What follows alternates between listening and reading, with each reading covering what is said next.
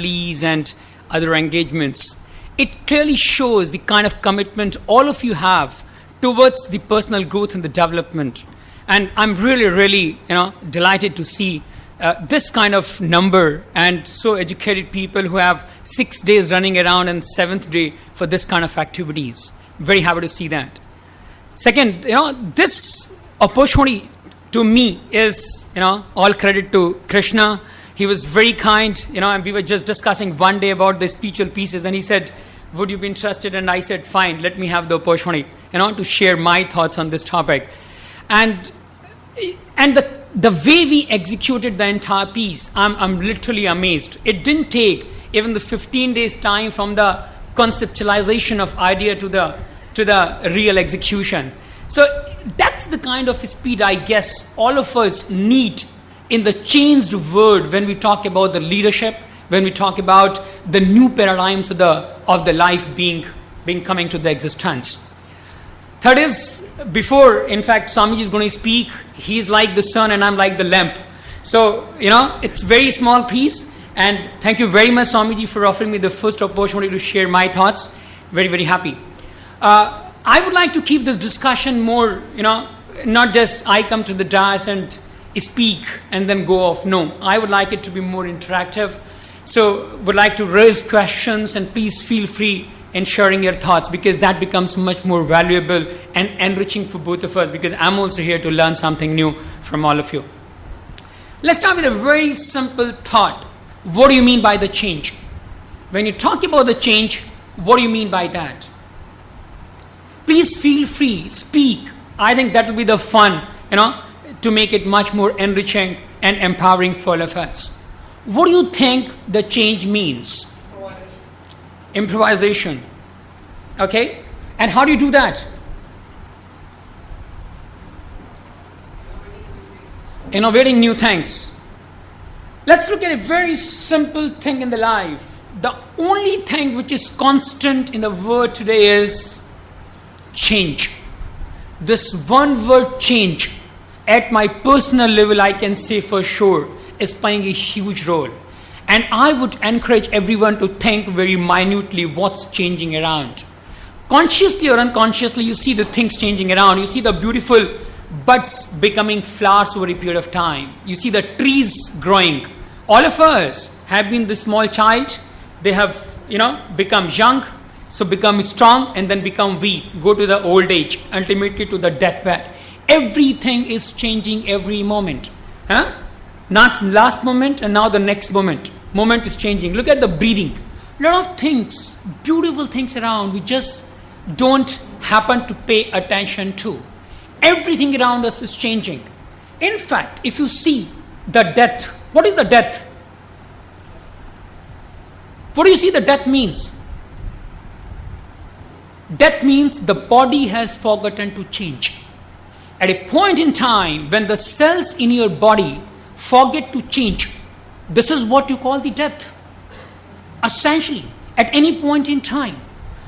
So think from that perspective. Everything around you is changing. Sometimes you are conscious about those changes. Sometimes you are unconscious about those changes.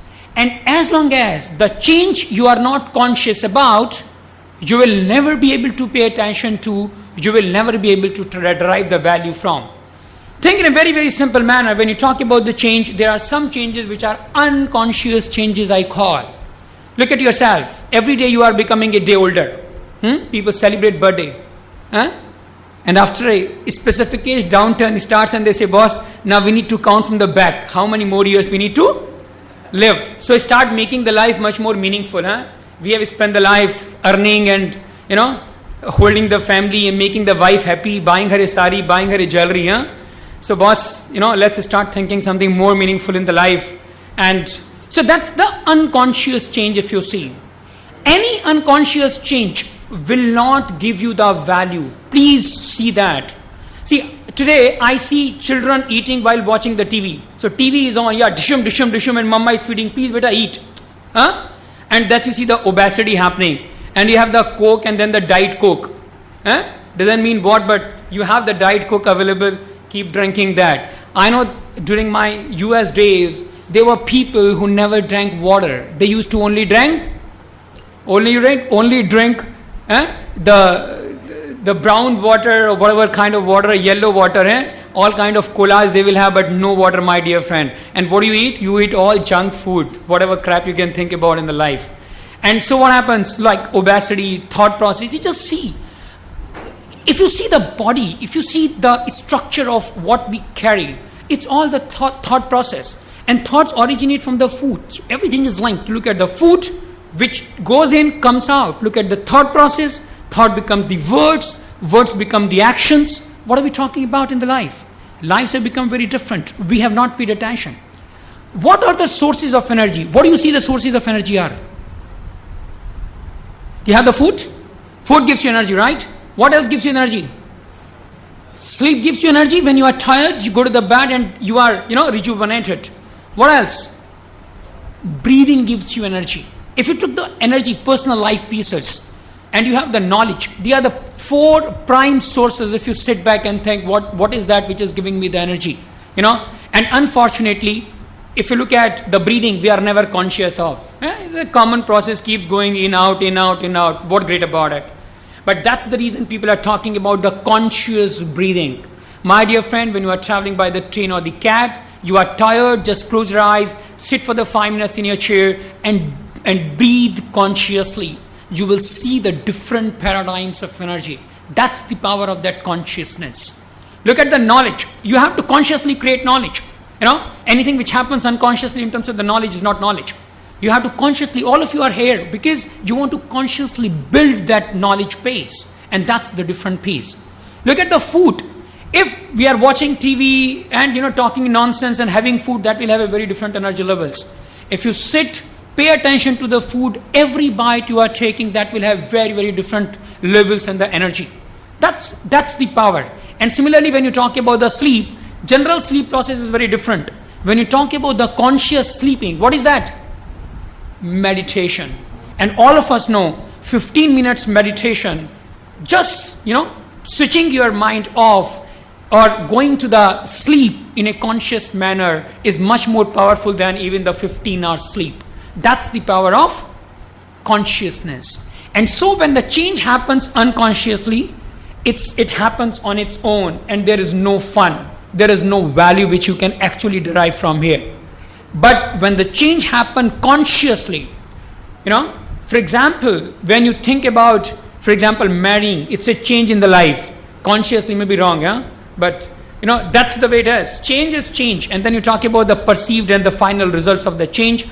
Conscious change, you make that happen. Either this is, out of the crisis, or this is out of the opportunities you are excited about. There are only 2 ways when you talk about the conscious changes. One is driven by the crisis, and second is driven by the excitement about creating future. That's where the focus of my discussion and the topic would be. You see, when you have, for example, a job, things simple, right? And today the organization is closed. You are forced to go for the different job. It's a change because of the crisis. Think simple. Something wrong goes with the family. You lose someone. For example, the young guys lose father or whatever, the only earning member. You are forced to quit your job, quit your studies and go for the job. It's a change driven by the crisis. And many times, all of us or many of us have seen those kind of changes in our lives in the different paradigms. Second is the change about the excitement.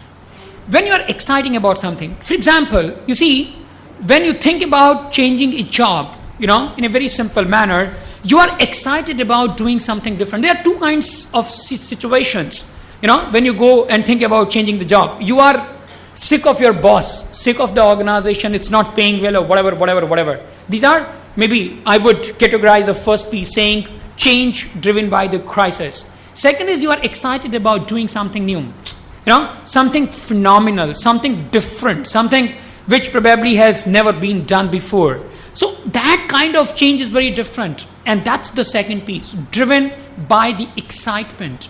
And until that comes, I don't know how people shift.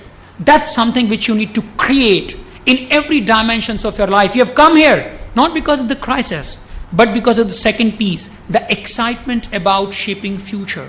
You think that there is something much beyond that earning bread, eating that, sleeping, making someone happy. There is much beyond that. There is a pursuit called the spiritual pursuit. There is something bigger in the life. This is what we are here for. And that's purely a choice. When you make a choice, you create a change in your life because of that excitement about the future. That's where you talk about conscious change in the life. And if I talk, I don't know how many of you have read the Stephen Covey's 4th quadrant activities, wherein he puts in the quadrant saying the important and the urgent, and says, 4th quadrant where the things are not urgent, but they are important. For example, all of us are running around, and hardly we pay attention to what is very important. For example, relationships, mother, father, other relationships. In the process, we antagonize lot number of people without paying attention to their even basic needs. Coming to the child and hugging and saying, I love you. Or how many times all of us call our wife and say, boss, we love you. Very rarely. In fact, if you call your wife, she will be shocked, what happened to this guy today? He is calling me at the 10 o'clock in the morning and saying, boss, I love you. It's very, very surprising because he never did over the last 15 years. I've been waiting to hear those words. Before marriage, I don't know how many times during the day we'll call and say the same thing. So it's a very different paradigm. So it's a conscious change you need to bring, but they are beautiful sometimes, really, really. And quadrant 4, that's where I always pay emphasis. Out of those 24 hours in a day, a part of your time must be allocated towards doing something which is important but not urgent. That may be related to the physical piece, maybe exercises, maybe a spiritual piece, reading something or doing some meditation or the yoga or following some spiritual part, doing something dispassionately, maybe mental peace, maybe social peace, doing some service unselfishly. Please understand, when you talk about the dispassion is not about lack of passion. It essentially means doing something passionately without self. I don't expect, unfortunately, aaj ki tarikh mein if you buy a jewelry to your wife, you want to make her happy because she prepares good food. If she doesn't know how to prepare food, she will hire a good cook. All those things will happen, so you want to make her happy. Always, unfortunately, we expect something in return. And dispassion says, until you do something unselfishly, your best can come out. When you want to do something, you first want to ensure, boss, I get the credit. Come to the dais, speak, my name is displayed there. Otherwise, there is no fun. So that's something we need to go beyond. And if we don't talk about the credit we are talking about, life becomes very different, and you can bring in much, much more change in the personal piece, professional piece, social environment, and the spiritual environment everywhere. Now let's link this change to the leadership piece. If you ask me leadership, I rarely pay attention to the titles or the hierarchies. The guys are in the organization, maybe CEO, but I don't care. Honestly speaking, I always believe in the guys who take charge, who say, boss, I will take charge, take the stuff from the beginning to the end. And that's where I say leadership is not about hierarchy or the titles you see in the organization. It's about taking charge. You need to take charge of your life. You have to say, boss, I am the master of my life. You need to become the leader for yourself. And all of us can do that. All of us can actually do that. Unfortunately, we don't realize that potential. And this is what I'm going to talk about in a couple of next slides. No zigzags, very simple pieces. And all of us have that potential to awaken that Jonathan Livingston Seagull which exists in all of us in terms of the leadership, against all odds we encounter in the life. That's the beauty of it. If we talk about relating these two pieces, the leading and the change, and I would like to relate it to the real life, what we live day by day. Leading through change is all about managing transition from today to tomorrow. All of us are living in the uncertainty. Unfortunately, what I see around is the irrelevancy becoming an issue bigger than the inefficiency. All the days we have been talking about inefficiency. This guy is inefficient. This guy doesn't perform well. But today, I think the biggest challenge the world is facing is not the inefficiency, but the irrelevancy. We have been becoming good at something which doesn't work anymore. It's a 21st century. Who thought about the world becoming the one small town through the internet? Today, in any part of the world you are sitting, right? You can chat online, real time, at absolutely very, very minimal cost. Who can think today you do the X-ray in the US and the reports are being prepared here in the country? Guy studying in the US is booking the aeroplane ticket in the US Airlines through the guy studying in the India and any part of the world. Just think about it. The entire world is changing. If we do not change at the personal level, we all will get redundant. And actually, all of us are getting redundant at an amazing speed. We have been doing the same thing for years and years. Go and ask the guy, I have 10 years experience. 10 years experience or the 1 year experience 10 times. Because you have been repeating the same thing. You haven't thought about diversifying your capabilities or the skill set. You have to. And you have to be brutal when this comes to saying or acknowledging that, look, I have been doing the accounting for 10 years. But now I am replaced by a software, which is Tele or any other software. I need to broaden my competence that I can get a job today. Because the market doesn't need this skill set today. And so I need to jettison this and I have to be comfortable without any emotions attached to it, saying, okay, I invested 5 years in building the accounting competence. Today it's of irrelevance. I need to migrate to the next level. Be comfortable. Do it. If you don't do it, for the remaining part of your life, you're going to repent. Because world doesn't care. World cares only one word. That's competence. Are you competent? Are your skill set, the capabilities relate to what is required in the market today? And that's where I'm coming from. Please spend a part of your time on the quadrant 4th. Identify what you need or what the world needs tomorrow in terms of the skill set at the personal and professional and family and all the kinds of level. Invest that time without failure. Until you do it, you are not going to succeed in the tomorrow's very competitive and fiercely complex business environment. All of us need to do that. Similarly, tomorrow, if you talk about today to tomorrow, unfortunately, tomorrow is a moving target, it never comes. By the time you reach the tomorrow has moved a day ahead, and that's the way it happens. Unfortunately, it has become a mirage for all of us. And that's the reason, probably, you need to transform yourself a couple of times during the lifetime. It's no more one lifetime, probably a couple of lifetimes before you actually go to the deathbed. If you don't do it, you will not be up to what probably you would yourself like to perform in the world or contribute to this world. Please make a commitment that you want to be exhausted before you vanish. And that can happen only when you reinvent yourself on the continuous basis without failure. Just imagine that Jonathan Livingston Seagull, Richard Bach, it's a book which everyone must read, and that took a couple of times whenever the enthu levels are down and we think life doesn't work, because that's an inspiration. It says that anything in the world is accomplishable. You can accomplish anything and everything you think you can. That's the power of that book. That's the power of that thought, and all of us have that. Unfortunately, we let that know, which is in us. It's a beautiful part. If you see the life within, if you go deep down, it's all beautiful. You have power, you have passion, you have energy, you have enthusiasm, you have all that what is required to succeed in the life. But that's deep down. Over and above that, all kind of suspicion. Can I do it? No, yaar, I can't do it. My friend said, no, you can't. So, boss, I can't. Hajar kind of questions. There are people all around saying, no. All negativity around. It's up. We don't dig deep because we don't have time to do that. So, bas jo upar aata hai, wo aata hai. So, we say, boss, we can't do it. Life is small. Keep moving. That's it. Now, you need to go down, dig deep. And that's where quadrant 4 comes into play. Please, that's where you need to look at. Now, a couple of pictures and a couple of sentences.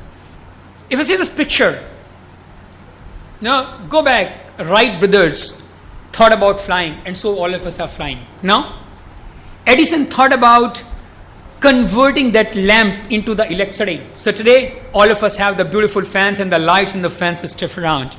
Think about it. If they didn't think about it, we would not be doing that. Imagination. Leaders imagine the future and having imagined create it. It's a very important statement. Einstein said once, imagination is more powerful than knowledge, and I firmly believe in that. Until people in the world, some of us imagine, nothing new will ever come into existence. We all will be living the life we have been living. Someone somewhere is revolutionizing through a different thought, saying, why do we damn do it the way we have been doing? Let's do it differently. It's in the doctory profession, it's in the, medical, engineering, transportation, life. Look around, anywhere in the world, somewhere someone is demolishing the existing products, existing processes, existing systems. If it doesn't happen, life would be lousy. No fun, because there is no change. Think about it. You are playing a game. If you know for sure that you're going to win, will there be a fun? No. You have to take those risks. You have to say, boss, the uncertainty component in a game creates that fun, that excitement, which keeps you on the toes, and that's fun. So imagination is very, very powerful. And the second part I'm saying is having imagined created, because only thoughts don't work. I may have a thought of making this world a beautiful place to live in. No one fights. All of us are good friends. Live as a family. But does it happen just by talks? No. Someone needs to take charge. Move ahead. Talk to people. Bring them together. Make them convinced. So what we're talking about is, it's not just the thought, but the execution. As I said, my friend Krishna, we just had a discussion from thought to the execution. Execution today has become the biggest challenge. Billions of us talk about great things. Only millions of us, I'm saying from billion to million, actually execute those plans. And only a few reach to the destination. Why? Because first is, most of us just die down at the planning level itself. We will do. Ask your friend, exercise is a great thing in the life, and everyone says that, and I also feel it. So you have been exercising? I have been exercising. How long? Today was the first day I started. I have started a couple of times in the past, but something happens, I'm not able to do it. That's right, he's not. Because there is a lack of commitment. Because you are only at the planning level. I are good exercise, I should go to Yogi Divine, I should go to other spiritual paths, camps, but I'm not able to go for whatsoever reason. So you have to have the planning, you have to have the implementation. And then after implementation, there is a third thing. I am saying when the millions execute, only a few make it to the destination, the dash line. Why?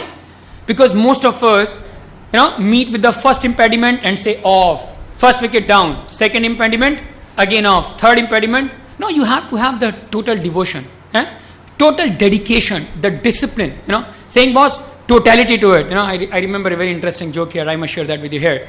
There was a guy, villager, in the village. He is driving his cycle. He goes and hits a beautiful woman.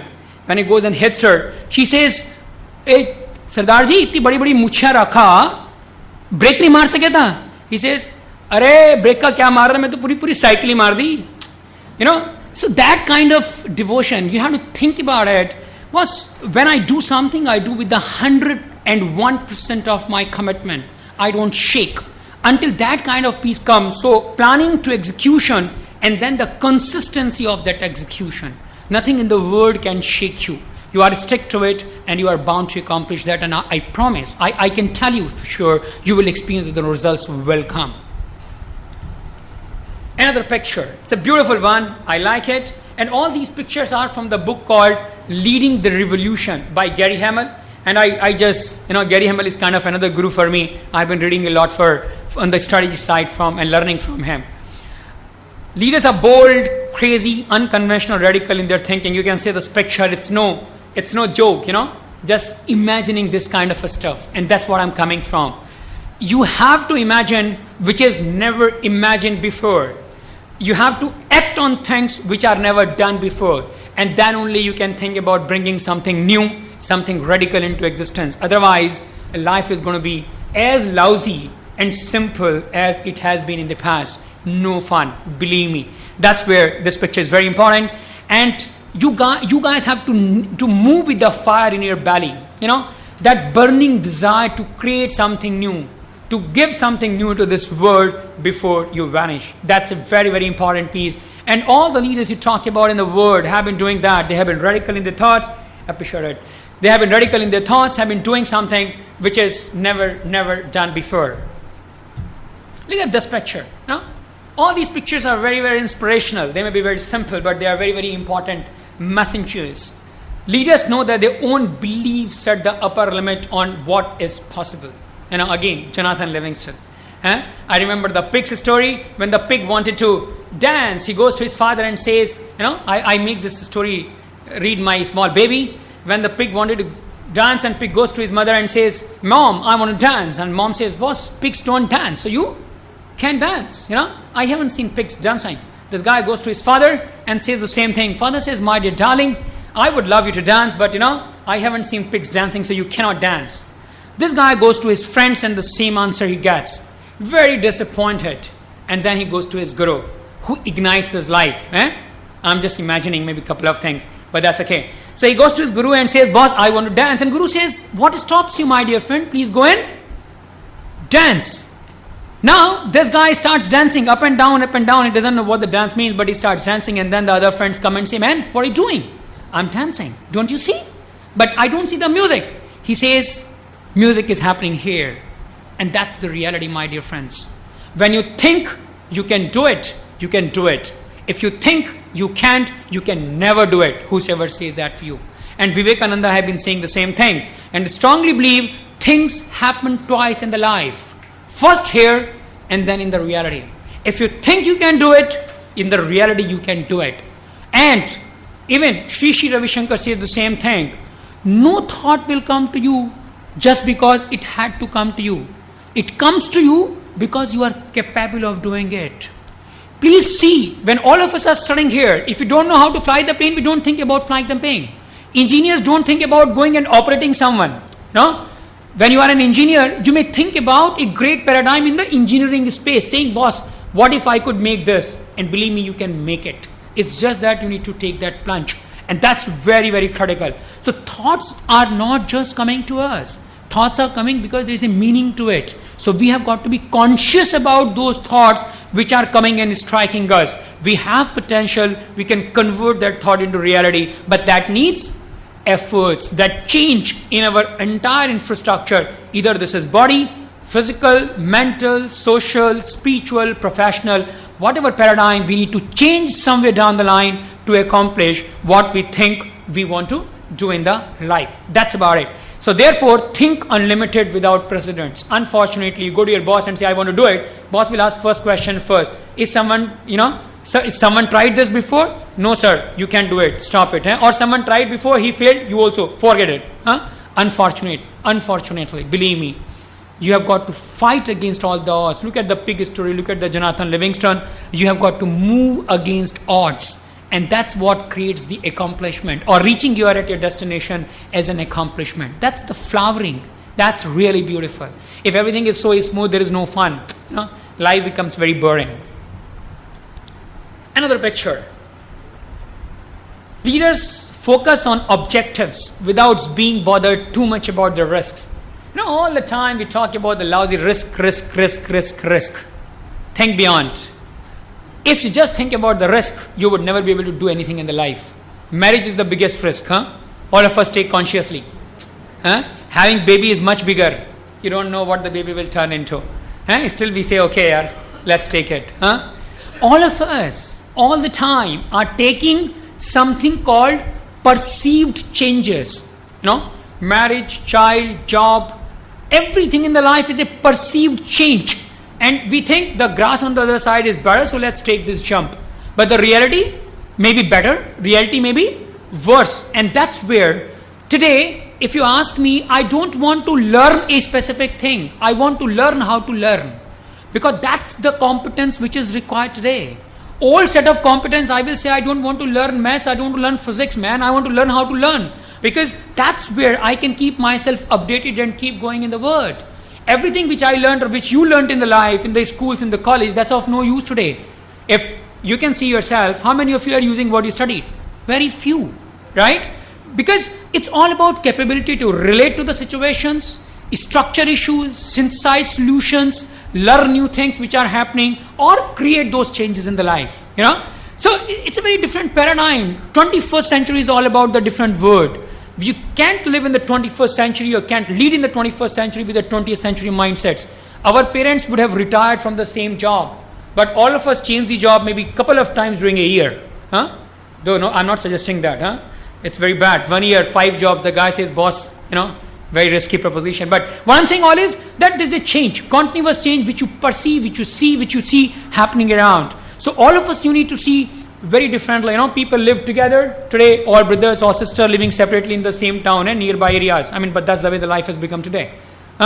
So things are very different. You need to continuously stay focused on the objective, the things you want to accomplish. Risks will always be the part of life.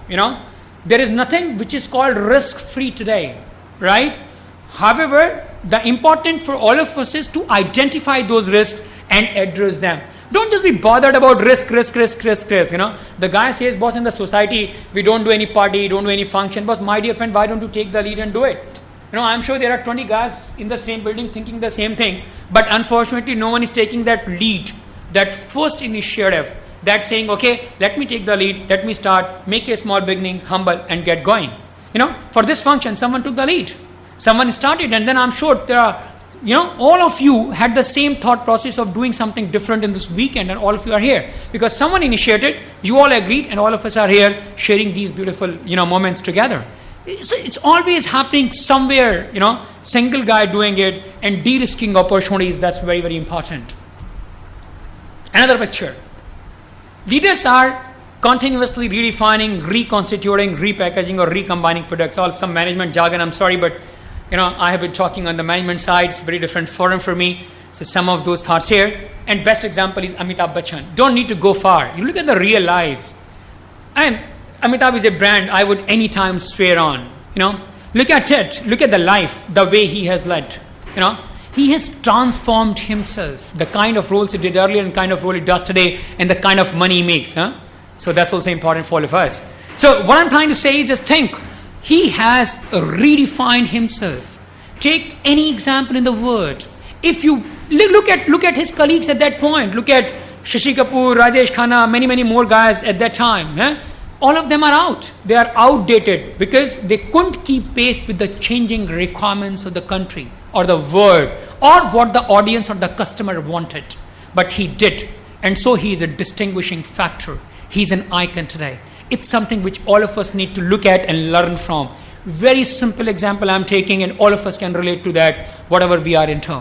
And you will find this kind of guys all around in the world, this kind of characteristics all around in the world. People need to change. If you don't, you will perish, become outdated faster than you think you would. You wouldn't know. Someday you find yourself, man, this job is no more existing and I can't find another job because, and I've seen guys, believe me, the very, very qualified guys have been in the job for the 10 years, CFO kind of level positions. Once they are thrown out, they are not even able to find the job for months together. And the reason is simple. They have just been stuck with the accounting and audit. You need to go beyond. You need to learn how to use those competencies to create values in the different arenas. Otherwise, you are gone. You need to continuously reinvent yourself, your DNA at the continuous level, at the personal, family, professional, spiritual, whatsoever you are on. And see this. This is the beautiful piece. You need to consistently think creatively and imaginatively. Okay, let me stop here and ask a question. How many of us think what is our core competence? All of us need to spend time thinking, what's my core? What's that I'm good at? Am I good at technology? Am I good at medical? Am I good at what? What is that, my core is? Once I understand my core, having defined the core competence that you possess today, you need to start moving around the space on the core. You have the core and you have this word offering you the opportunity. You have to, this is the small circle of the core competence of yours. You cannot contribute to the world, but you can contribute to the certain circles of the influences, what I call, based upon your competence set, right? With that competence set, you have to start moving in the space around that core, unleashing your creativity and imagination and saying, boss, that's where I can contribute. That's where I can contribute. That's where I can create values. And that's all about leveraging capabilities to create values. Today, only engineering doesn't work. Only MBA doesn't work. You see the MBA and the engineering combination, techno-commercial guys so-called doing phenomenally well. Only degree doesn't work. When I did my MBA, I thought I would do a great job, but then I realized, boss, I'm at the wrong place. Because market needs much more than plain vanilla degree. You're talking about the combinations of degrees, portfolios of experiences, diversified skill set. That's what is required. It's not required because you have done the CFA, you will just do the job. No. It's much bigger picture than just the CFAPs which is required.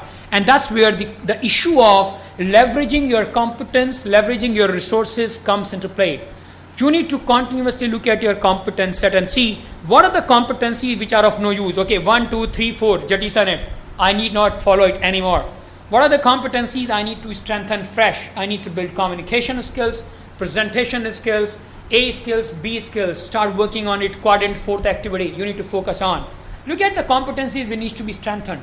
Competencies which need to be higher. Maybe not good. Maybe not that everyone is good. Look at your team.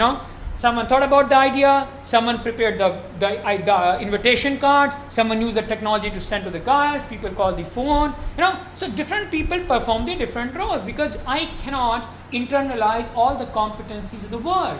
So what I need to say is, see what is good with you, what's that which is in excess, create a space, jettison it without any emotions, that's important, so that you create a space here, build new competence, hire new competence, create network of the competence. That's where the life comes into play today. It's all about networking. It's all about relationship. It's all about leveraging the competence you have, to create values wherever you can. Look at doctors, for example. All of us are so damn busy earning that last dollar. I feel sometimes pity for that, believe me. And the way they basically cut the pockets of the customers. Very few of them actually, go and do some kind of social work, go to some hospital and do something unselfishly. I'm telling you the kind of satisfaction I derive personally. Having visited the B schools, for example, without any dollar, it's phenomenal. Because that's where something comes passionately without any money. And that's what creates enormous amount of satisfaction, which no dollar can be compared with. That's very important. All of us need to do a little bit of ours in terms of the seva with the word, and that gives a very different dimension to the life. With leveraging our competence, word needs that. All kind of people are required, engineers, doctor, medical, MBA, whatever. All of us are capable of contributing little bit in the different parts. And this is again beautiful. This is a card. According to the recognized, the medical guys, bumblebee, if it cannot fly because of its structure, but it flies because it doesn't know that it cannot fly. That's beautiful, if you relate to the life. All of us, unfortunately, limit ourselves. And believe me, all of us imprison ourselves. We are unlimited from the birth, but we are conditioned. The behavior of the artificial layers cover that originality. Every day, mama will say something, papa will say something. That enthusiasm of the child is gone. Look at the child, he's ready to catch fire because he doesn't know that the fire will burn him. But we condition him, so even he doesn't go near to the fire. Say, boss, no yaar, mummy ne bola tha fire khatam. No. So just think about it. And leaders do exactly opposite. They defy limitations. You need to just say, boss, chuck it. I am going to do it no matter what happens to the world. I am ready to risk, couple of things in the life because I want to do something unprecedented. They travel the road which are less traveled. And that's where the differentiation comes into play. They realize the unlimited, untapped, invisible potential. These three words are very close to my heart because most of the times you see in the world, all of us have unlimited potential which we are not, which we are not aware of. Invisible. This is invisible. Unfortunately, you can't see that, but you can recognize that within. And until you recognize, you can't unleash that. So we don't reach to the third level ever. Look at this. Something called unconscious ignorance. Moving from unconscious ignorance to conscious ignorance. From that conscious ignorance, you move to the third level of knowledge, which is called the conscious learning. And then you go to the fourth phase called unconscious learning. What we're talking about, if you look at the four phases of the life, first phase is when you are, it's called the ignorant about the ignorant. You don't know what you don't know. Worst thing to happen in the life. Second stage is when you progress and say, boss, I know what I don't know. And I need to work on A, B, C, and D. That's the second stage. You are arriving in the life. You move to the third when you say, consciously I am learning because I had to build these competencies. I am doing that consciously. And once you do that, it becomes a habit. You do that unconsciously. You get up in the morning, right? No one tells you to brush, but you go and brush. Why? Because that has become a habit. That has gone into your blood. Every time at the night, you go to bed. Why? Please understand, sleep is a habit. It's not that you were born with that, it's just that you cultivate that habit over a period of time. That's a differentiation. And similarly, when you can create the habit for the smoking, habit for the drink, and this guy says, boss छुट्टा नहीं है कुछ भी कर लूँ. Boss, I think if we stick to some good habits in the similar fashion, life will become very different. हैं? We don't say boss छुट्टा नहीं है मंदिर जाना यार, मंदिर जाना ठीक है नहीं जाएंगे आज मूवी देख के आएंगे हैं. BBC says we will go to the food court खाना खाते हैं कहीं. Then just life is very different, yeah. But you need to make commitments, keep ahead in the life, and that's the reason you need to realize the potential you have and then unleash it to create values. Unlimited potential all of us have, which we don't know. And all of us are born with the same potential. It's just that some realize, some don't. People who realize make conscious efforts, they go places. Others just become the number in the number game. And that's where I would like to stop. If you have questions, I would be more than happy to take a couple of questions, whatever the time permits. Otherwise, I would like to leave the dance. Any questions, I'll be more than happy to take that.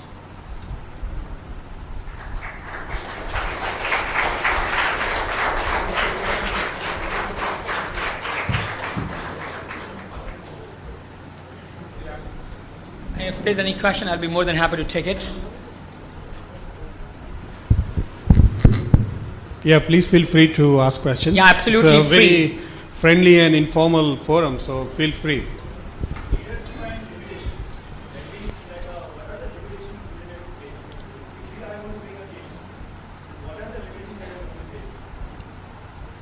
Now, when I'm saying leaders defy limitations, essentially means they question themselves. Okay, the question he's raising is, you are saying in the slide that the leaders defy limitations. His question is, what are the limitations we face? And my answer is very simple. Limitations is what you think you have. If you think the communication skills is a limitation, presentation skills is a limitation, your ability to reach people is a limitation, that networking is a limitation, that competence which the world demands is a limitation, get up, start building it up. You defy limitations. Essentially means you have to work on those. It's not that you will just ignore the limitations and then able to move. No. You have to work consciously on those limiting factors. First job is to identify. Okay, let me go step here. If you think you want to reach a level, you need to understand what is that you want to reach. A. Second question to ask is, what is that you need in terms of the competence and the skills to be there? Third question to this is, it's a detailed exercise. Third question to ask is, what is that I possess? What is the difference in terms of the skills I have, in terms of the skills this job requires? Identify how you would like to fill that gap. Maybe communication, presentation, technical know-how, higher other things. Identify that and work on it very, very continuously, very persistently, with deep-rooted commitment to accomplish that. And you will see slowly you are moving towards your destination. I always make a statement, the distance of the destination from you depends upon the speed and the intensity with which you work on the identified tasks. You know, most of us can talk about so far, but boss, what are the efforts we are making? Someone says, if you move a step towards Krishna, Krishna takes 100 steps towards you. But unfortunately, we don't cry ever thinking about Lord, who has given us so beautiful life. Just do it once and you will see the destination comes to you. You know, so efforts are something which are karmis puja hai. Someone said beautifully, and I strongly believe in that. You need to make efforts. Without that, you can't accomplish anything in the life. And that's the way you defy limitations. No, never. They always work on those limitations. They identify. When talking, I'm using the word defy. I'm not saying ignore. I'm saying identify and then actually work on them. You know, consciously put that efforts. Every result needs efforts. You know, जितना गुड़ डालोगे boss उतना मीठा होगा. But in today's life, you need whenever you go ahead, there are the limitations that you're going to face out. Means there are the hurdles that are going to come. Boss. Like suppose if you want to change, like we said that if you want to bring a change, first you need to bring a change in yourself. Absolutely. This is the beginning. See, for yourself, if you want to get up in the morning, go for a walk. Yeah, all of us know, go for a walk is great. Get up in the morning, 7 o'clock, chuck it. यार शाम को 12 बजे party करके आया हूँ यार, आज छोड़ दे. Maybe hangover है, or the child didn't let you sleep. You have हजार excuses. Your body resists. Boss, your body is resisting to that change. You need to, make up physically yourself. Boss, you have to go no matter what. Mentally, mind बार बार बोलता है यार बिस्तरा इतना बढ़िया क्यों मौसम में जा रहा है बाहर एक्सरसाइज करने के लिए. because you don't know that there is something more beautiful. Please see, make small commitments, stick to them, and then you will see the beauty happening all around. Because that's the only way. Or you can't, even the journey of the 1,000 miles start with this small step somewhere, take that. And take that continuously, those 1,000 steps. If you step somewhere else, somewhere in between, sorry, or you can't reach the destination. Efforts. That's it.